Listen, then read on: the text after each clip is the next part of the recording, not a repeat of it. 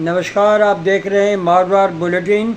सभी को चंद्रमोहन कल्ला का राम राम ने घनी घनी खम्मा सा। दोस्तों, केंद्र की मोदी सरकार लोकसभा सीटों को 543 से बढ़ाकर 850 करने और महिला आरक्षण को तेजी से लागू करने से जुड़े संविधान 131वां संशोधन विधेयक और परिसीमन बिल को पारित कराने के लिए विपक्षी और क्षेत्रीय दलों के साथ राजनीतिक संपर्क साध रही है, लेकिन इसे पास कराने के लिए एनडीए के पास अकेले 2/3 बहुमत का जादुई आंकड़ा नहीं है। संविधान संशोधन बिल अनुच्छेद 368 के तहत बिल पारित करने के लिए सदन में उपस्थित और मतदान करने वाले सदस्यों का 2/3 बहुमत अनिवार्य होता है।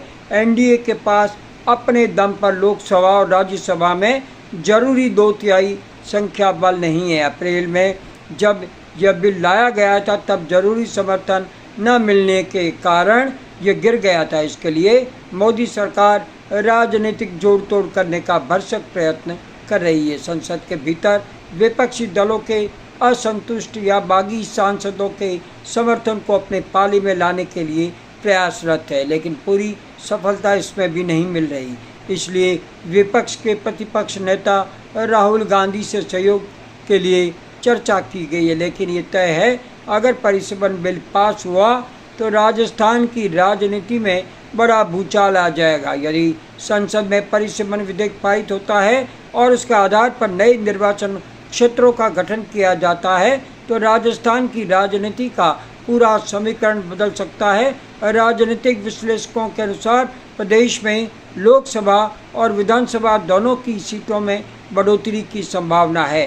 विभिन्न प्रस्तावों और चर्चाओं के अनुसार राजस्थान की लोकसभा सीटें 25 से बढ़कर लगभग 38 तक पहुंच सकती है, जबकि विधानसभा सीटों में भी बड़ी वृद्धि संभव मानी जा रही है। लेकिन अंतिम संख्या परिसीमन आयोग की सिफारिशों और संसद के निर्णय पर निर्भर करेगी। लेकिन परिसीमन का सबसे बड़ा असर उन जिलों पर पड़ेगा जहां पिछले 2 दशकों में जनसंख्या तेजी से बढ़ी है। जोधपुर, अलवर, सीकर, अजमेर, भीलवाड़ा, उदयपुर और बाड़मेर जैसे क्षेत्रों में नए संसदीय विधानसभा क्षेत्र बनने की संभावनाएं जताई जा रही है। राजनीतिक दलों के सामने सबसे बड़ी चुनौती नए क्षेत्रों में संगठन खड़ा करने, नए उम्मीदवार तलाशने और जातीय सामाजिक समीकरणों को साधने की होगी।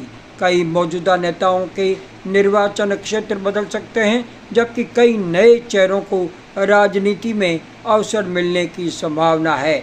विशेषज्ञों का मानना है कि यदि सीटों में वृद्धि होती है तो राजस्थान का राष्ट्रीय राजनीति में प्रभाव भी बढ़ेगा। लोकसभा में अधिक सांसद होने से केंद्र की राजनीति में प्रदेश की भागीदारी और महत्व दोनों बढ़ सकते हैं। दूसरी ओर परिसीमन को लेकर देश भर में राजनीतिक बहस भी तेज है। दक्षिण भारत को कई दल जनसंख्या आधारित सीटों के पुनर्वितरण पर सवाल उठा रहे हैं, जबकि उत्तर भारत के कई राज्यों का मानना है कि बढ़ती आबादी के अनुपात में उन्हें अधिक प्रतिनिधित्व मिलना चाहिए। राजस्थान में परिसीमन लागू होने की स्थिति में भारतीय जनता पार्टी, कांग्रेस, क्षेत्रीय दलों और निर्दलीय नेताओं को अपनी चुनावी रणनीति पूरी तरह बदलनी पड़ेगी। नए राजनीतिक समीकरण, नए चेहरे और नए चुनावी मुद्दे प्रदेश की राजनीति को नई दिशा दे सकते हैं। कुल मिलाकर यदि परिसीमन विधेयक लागू होता है तो राजस्थान की राजनीति आने वाले वर्षों में सबसे बड़े बदलाव के दौर से गुजर सकती है। सुबह की न्यूज़ में बस इतना ही। दोस्तों, आप हमारे चैनल को आर्थिक संबल दें। आपको इसके लिए सब्सक्राइब करना है, लाइक करना है और शेयर करना है। अब चंद्रमोहन कल्ला को अनुमति दीजिए। शाम फिर मुलाकात होगी। जय हिंद, जय जय भारती।